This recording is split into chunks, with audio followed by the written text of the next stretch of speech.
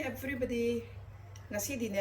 ai kai sem ga dege haida bengan ka bharta ai to sem se bako khamen akhoi barmasika khamen hai ko si cha khamen achou budo khoina sak ka cha budo adui du na sem doi ne ba du first ta khoina kai doni hai bada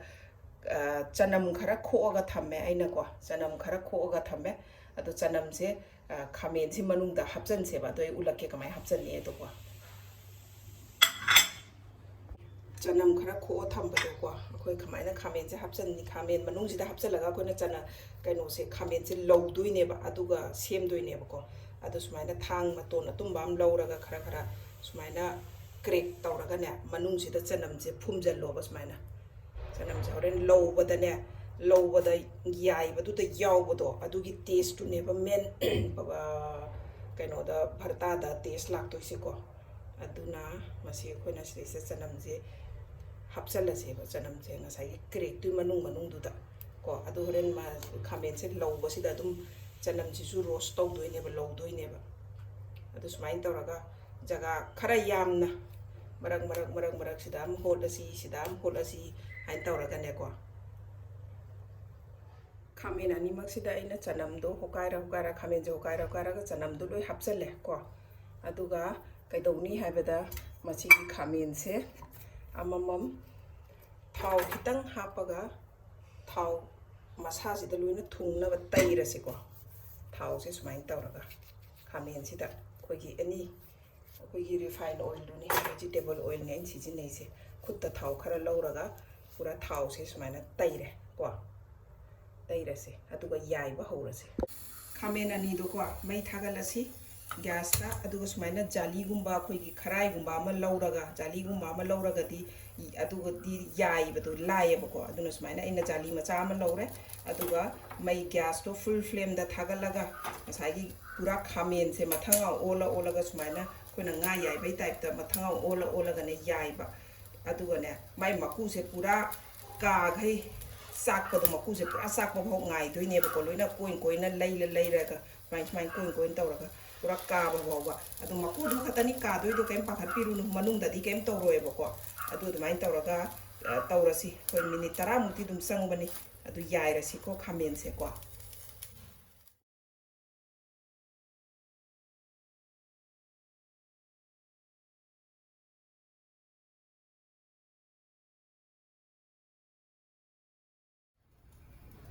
ko sumaina ne mathanga ola ga ne pura ka ba bhau ba maku si pura ka bhau kare loina manung bhau karamani ne pakhat piru nu ka em tawroi manung da ko maku si ka tani mai ka doi se ado ko sumaina ola ga ne pura khamen je khitang ne pelak kani ba ko adu bhau ba dum tawrasi ko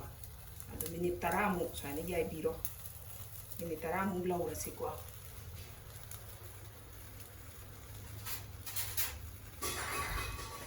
adu kitang nam ma yeng se bayo pe li so bra nam bada khara pe le dana se nam jan ba nam bada khoina khamen se nam bada khara pe le dana adu si yara bani min tara mu yai re atu gane full flame dani go sumaina ne tawraga ne mathanga ola ga mai makhok ma pa su kai su loina ba phajana yai biro to adu khamen se pe la ane ba adu oi taradi akhoina khamen se pe la ga di muthat pa yara ne ba ko ai maton se ju kitang yai ki ge maton se su aduga khamen si yai re maton su kai su loina ba ana lo pe le dana ko aduga ne mai se muthala se aduga khamen se ing ba bhong ngai ra se maku se khop thoi ne ba khoina ko adu ing ba bhong ngai ra se mai se muthala se ko sai ge na khamen do ing halingai du da ne ko khamen asin ba chouba ani ma kupna soire adagi tilho chouba ni ma kupna soire adu moro atek pane ahum marim soire masi jang ji dine morok sari ge haw bane ba aduna ne ai taste ki matung ina ai di morok sara ga di hawe ba ko aduna ina moro atek pa khara yamna thai do horen moro angang ba su thakani aduga khamen do inge akoi khamen se maku kho ga soira si ko adu maku kho pa si ka main tong ni ai dane se sa kitang khakli le lo ba makhok si da ko aduga ne smai si thaw ba smai na khara dum maku do pa ale hora su ka su kai de ado kaino yari kai hain taraga lok thok piro ko maku do pura lok thok piro smai na thang thau bam na tawraga kheto lok thok piro smai na ꯑꯗꯨ ꯃꯀꯨ ꯈꯥꯃꯦꯟꯁꯤꯡꯁꯦ ꯃꯀꯨꯁꯦ ꯂꯣꯏ ꯈꯣꯛꯑꯁꯤꯀꯣ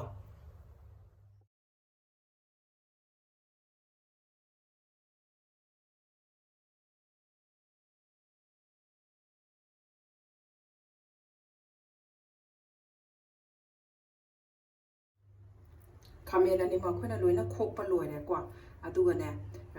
ꯉꯁꯥꯏꯒꯤ ꯑꯩꯅ ꯆꯅꯝ ꯐꯨꯝꯈꯤꯕꯗꯣ ꯈꯣꯛꯄꯗꯨꯗ ꯈꯔ ꯑꯗꯨꯝ ꯊꯣꯛꯂꯛꯄ ꯌꯥꯎꯕꯅꯦꯕꯀꯣ ꯑꯗꯨ ꯂꯧꯊꯣꯛꯄꯤꯒꯅꯣꯕ ꯑꯗꯨꯏꯗꯨꯅꯤ ꯈ꯭ꯋꯥꯏꯗꯒꯤ ꯇꯦꯁ ꯍꯥꯎꯗꯣꯏꯁꯦꯀꯣ ꯑꯗꯨ ꯍꯣꯔꯦꯟ ꯑꯩꯈꯣꯏꯅ ꯊꯣꯡꯕꯗ ꯑꯗꯨꯝ ꯍꯥꯞꯆꯟꯁꯦ ꯆꯅꯝꯁꯦ ꯑꯩꯅ ꯁꯤꯗ ꯊꯝꯃꯦ ꯑꯗꯨ ꯁꯤ ꯀꯨꯞꯅ ꯁꯣꯏꯔꯁꯦ ꯈꯥꯃꯦꯟꯁꯦꯀꯣ ꯈꯥꯃꯦꯟ ꯑꯅꯤꯁꯦ ꯀꯨꯞꯅ ꯁꯣꯏꯔꯁꯦꯀꯣ ꯉꯁꯥꯏꯒꯤ ꯆꯅꯝꯗꯨꯁꯨ ꯀꯨꯞꯅ ꯁꯣꯏꯔꯦ ꯑꯩꯅꯀꯣ ꯑꯗꯨꯒ ꯈꯥꯃꯦꯟ ꯑꯅꯤꯁꯦ ꯀꯃꯥꯏꯅ ꯀꯨꯞꯅ ꯁꯣꯏꯅꯤ ꯍꯥꯏꯕꯗ ꯁꯨꯃꯥꯏꯅꯅꯦ ꯊꯥꯡꯁꯤꯅ ꯊꯤꯡꯖꯤꯜꯂꯒ ꯂꯥꯏꯟ ꯄꯥꯅ ꯑꯅ ꯏꯠꯂꯁꯦꯕꯀꯣ ꯑꯗꯨꯒꯅꯦ ꯁꯣꯝꯗ ꯑꯃꯨꯛ ꯑꯣꯟꯊꯣꯛꯑꯣ ꯑꯗꯨꯒ ꯃꯔꯛꯇ ꯑꯩꯈꯣꯏꯅ ꯑꯂꯨ ꯀꯥꯡꯍꯧꯒꯤ ꯀꯨꯞꯅ ꯁꯣꯏꯕꯒꯨꯝꯕꯅꯤꯗ ꯑꯗꯨꯃꯥꯏꯅ ꯇꯧꯔꯒꯅꯦ ꯃꯁꯤ ꯁꯨꯃꯥꯏꯅ ꯀꯨꯝ ꯁꯣꯏꯔꯁꯦ ꯍꯥꯟꯅ ꯀꯨꯝ ꯁꯣꯏꯔꯁꯦꯕ ꯆꯅꯝꯁꯨ ꯀꯩꯁꯨ ꯌꯥꯎꯔꯤꯁꯤꯡꯗꯣ ꯂꯣꯏ ꯀꯨꯝ ꯁꯣꯏꯔꯁꯦꯕꯀꯣ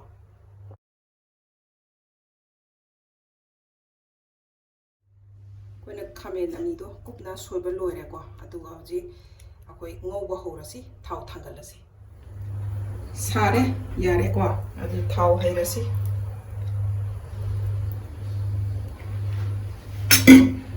ꯊꯥꯎ ꯍꯩꯔꯦ ꯑꯗꯨꯒ ꯊꯥꯎꯁꯦ ꯁꯥꯔꯀꯥꯟꯗ ꯑꯩꯈꯣꯏꯅ ꯊꯥꯎꯁꯦ ꯁꯥꯔꯦ ꯖꯤꯔꯥ ꯈꯔ ꯍꯥꯞꯄꯁꯦ ꯀꯣ ꯖꯤꯔꯥ ꯈꯔ ꯍꯥꯞꯄꯁꯦ ꯑꯗꯨꯒ ꯉꯁꯥꯏ ꯑꯩꯈꯣꯏꯅ ꯈꯥꯃꯦꯟ ꯑꯁꯤꯟꯕꯅꯦ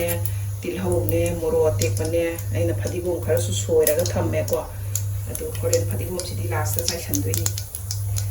ꯀꯩꯅꯣ ꯖꯤꯔꯥꯁꯦ ꯉꯧꯔꯦ ꯑꯗꯨꯒ ꯑꯩꯈꯣꯏ ꯇꯤꯜꯍꯧꯒ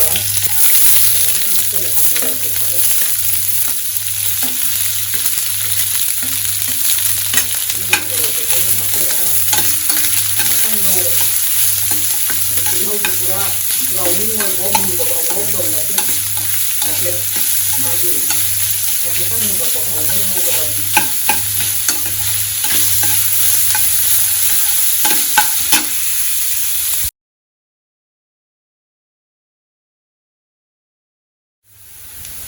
ꯇꯤꯜꯍꯧꯁꯤ ꯈꯔ ꯃꯨꯟꯖꯜꯂꯛꯑꯦꯀꯣ ꯈꯔ ꯄꯠꯊꯔꯛꯑꯦ ꯈꯔ ꯄꯤꯡ ꯑꯣꯏꯁꯜꯂꯛꯑꯦ ꯑꯗꯨꯗꯩꯗ ꯑꯩꯈꯣꯏꯅ ꯉꯁꯥꯏꯒꯤ ꯈꯥꯃꯦꯟ ꯑꯁꯤꯟꯕꯒ ꯑꯗꯨꯒ ꯈꯥꯃꯦꯟꯒ ꯑꯩꯅ ꯁꯣꯏꯔꯒ ꯊꯝꯕꯗꯣ ꯑꯗꯨ ꯍꯥꯞꯆꯜꯂꯁꯤ ꯄꯨꯔꯥ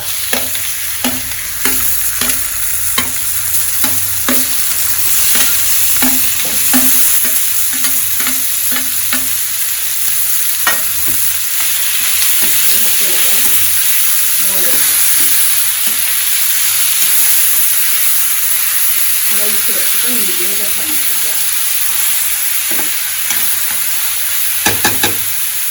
ꯑꯗꯨꯒ ꯁꯤꯗ ꯀꯩꯀꯩ ꯍꯥꯞꯆꯟꯒꯅꯤ ꯍꯥꯏꯕꯗ ꯑꯩꯅ ꯌꯥꯏꯉꯪ ꯈꯔ ꯍꯥꯞꯆꯜꯂꯅꯤ ꯌꯥꯏꯉꯪꯁꯦ ꯑꯗꯨꯒ ꯃꯣꯔꯣꯛ ꯑꯇꯦꯛꯄ ꯈꯔ ꯍꯥꯞꯆꯜꯂꯁꯤ ꯃꯣꯔꯣꯛ ꯑꯇꯦꯛꯄ ꯈꯔ ꯍꯥꯞꯆꯜꯂꯁꯤ ꯃꯩꯁꯦ ꯈꯤꯇꯪ ꯂꯩꯊꯔꯁꯤ ꯃꯤꯗꯤꯌꯝꯗꯩꯁꯤꯀꯣ ꯑꯗꯨꯒ ꯑꯩꯈꯣꯏꯅ ꯁꯤꯗ ꯊꯨꯝ ꯍꯥꯞꯆꯜꯂꯁꯤ ꯊꯨꯝꯗꯤ ꯑꯩꯒꯤ ꯇꯦꯁꯀꯤ ꯃꯇꯨꯡ ꯏꯟꯅꯀꯣ ꯊꯨꯝ ꯍꯥꯞꯆꯜꯂꯁꯤ ꯑꯗꯨꯒ ꯐꯗꯤꯒꯣꯝ ꯃꯔꯨ ꯑꯩꯅ ꯌꯨꯝꯗ ꯁꯨꯖꯕꯅꯤ ꯀꯣ ꯆꯥꯃꯁ ꯃꯆꯥ ꯑꯃ ꯊꯥꯛꯑꯁꯤ ꯑꯗꯨꯒ ꯖꯤꯔꯥ ꯄꯥꯎꯗꯔ ꯁꯤꯁꯨ ꯑꯩꯅ ꯖꯤꯔꯥꯁꯤ ꯌꯨꯝꯗ ꯁꯨꯖꯕꯅꯤ ꯇꯛꯈꯥꯏꯖꯕꯅꯤ ꯑꯗꯨ ꯁꯤꯁꯨ ꯆꯥꯃꯁ ꯇꯪꯈꯥꯏ ꯑꯃ ꯊꯥꯛꯑꯁꯤ ꯆꯥꯃꯁ ꯃꯆꯥ ꯑꯃꯈꯛꯇꯅꯤ ꯌꯥꯝ ꯊꯥꯛꯄ ꯅꯠꯇꯦ ꯃꯁꯤ ꯇꯣꯠꯈꯥꯏꯔꯒ ꯉꯥꯏꯍꯥꯛ ꯃꯤꯅꯤꯠ 3 ꯃꯈꯨꯝ ꯀꯨꯞꯁꯜꯂꯒ ꯉꯧꯁꯤ ꯀꯣ ꯃꯤꯅꯤꯠ 3 ꯃꯈꯨꯝ ꯀꯨꯞꯁꯜꯂꯒ ꯉꯧꯁꯤ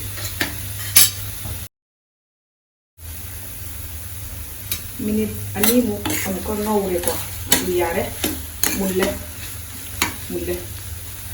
ꯈꯥꯃꯦꯟ ꯑꯁꯤꯟꯕꯗꯨꯗꯤ ꯄꯨꯔꯥ ꯇꯣꯏꯗꯕꯅꯦꯕꯀꯣ ꯑꯗꯨꯝ ꯂꯩꯕꯅꯦꯕ ꯑꯗꯣ ꯐꯗꯤꯒꯣꯝ ꯈꯔ ꯌꯥꯝ ꯊꯥꯛꯆꯟꯕꯤꯔꯣ ꯑꯗꯨꯒ ꯚꯔꯇꯥꯁꯤ ꯂꯣꯏꯔꯦ ꯑꯗꯣ ꯃꯁꯤ ꯀꯩꯒ ꯆꯥꯕꯗ ꯈ꯭ꯋꯥꯏ ꯍꯥꯎꯒꯦꯗ ꯑꯩꯈꯣꯏ ꯆꯥꯛꯀ ꯑꯗꯨꯝ ꯆꯥꯔꯁꯨ ꯌꯥꯏ ꯑꯩꯈꯣꯏꯗꯤ ꯆꯥꯛ ꯄꯥꯝꯕ ꯃꯤꯅꯤꯅꯀꯣ ꯑꯗꯨ ꯅꯠꯇ꯭ꯔꯁꯨꯅꯦ ꯇꯟꯒ ꯆꯥꯕ ꯌꯥꯝ ꯍꯥꯎꯕꯅꯦ ꯇꯟꯒ ꯇ꯭ꯔꯥꯏ ꯇꯧꯕꯤꯌꯨ ꯇꯟꯒ ꯑꯦꯅꯤ ꯇꯟꯒꯪ ꯑꯣꯏꯔꯁꯨ ꯑꯃ ꯑꯣꯏꯔꯁꯨ ꯄꯔꯥꯊꯥ ꯑꯣꯏꯔꯁꯨ ꯄ꯭ꯂꯦꯟ ꯄꯔꯥꯊꯥ ꯂꯩꯗꯅꯀꯣ ꯑꯗꯨꯒ ꯑꯣꯏꯔꯁꯨ ꯑꯗꯨ ꯌꯥꯝ ꯍꯥꯎꯕꯅꯦ ꯇꯟꯒ ꯇ꯭ꯔꯥꯏ ꯇꯧꯕꯤꯌꯨ ꯑꯗꯨ ꯂꯣꯏꯔꯦ ꯄꯔꯥꯊꯥꯁꯦ ꯑꯗꯣ ꯃꯨꯊꯠꯂꯁꯤ ꯀꯣ ꯑꯗꯣ ꯃꯁꯤꯒꯤ ꯔꯦꯁꯤꯄꯤꯁꯦ ꯃꯌꯥꯝ ꯇ꯭ꯔꯥꯏ ꯇꯧꯕꯤꯌꯣ ꯌꯥꯝ ꯍꯥꯎꯕꯅꯤ ꯈꯥꯃꯦꯟ ꯑꯩꯈꯣꯏꯒꯤ ꯆꯨꯝꯅꯒꯤ ꯀꯥꯡꯍꯧ ꯅꯠꯇ꯭ꯔꯒ ꯁꯥꯛ ꯑꯇꯩ ꯍꯦꯟꯅ